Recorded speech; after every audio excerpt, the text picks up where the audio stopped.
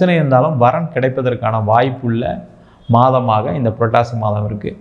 நிறைய பேருக்கு சொத்து சம்பந்தமான பிரச்சனைகளை சந்திக்கக்கூடிய ஒரு நேரமாக கடந்த காலகட்டங்கள் இருக்குது.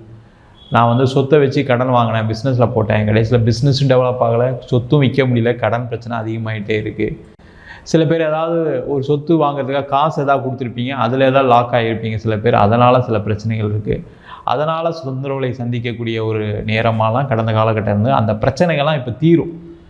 இடம் சம்மந்தமாக சொத்து சம்மந்தமான பிரச்சனைக்கு ஒரு தீர்வை காணக்கூடிய நேரம். அது எவ்வளோ விதமான பிரச்சனை இருந்தாலும் சரி சார், கோர்ட்டு கேஸ் இருக்குது, அது பேசி தீர்க்கக்கூடிய நேரம். இல்லை சார் விற்க முடியாமல் இருக்குது, அந்த இடம் விற்கக்கூடிய நேரம். நீங்கள் எதிர்பார்க்குற ரேட்டில் வராது, அது மட்டும் தெரிஞ்சுக்க. ஏன்னா 4ஆம் இடத்துல கேது இருக்கனால நீங்கள் எதிர்பார்க்கறத விட கொஞ்சம் கம்மியாக கொடுத்தீங்கன்னா ஆயிரும். அந்த ரியாலிட்டியை புரிஞ்சுக்கோங்க. அதேமாதிரி உங்களுடைய கடனுடைய அளவு அதிகமாக இருக்குது, இந்த சொத்தை விற்று தான் கடன் கட்டணும், தயவுசெய்து அதுலேருந்து வெளில வரதுக்கான வழியை பாருங்கள். இல்லைனா இது தொடர்ந்துக்கிட்டே இருக்கும்.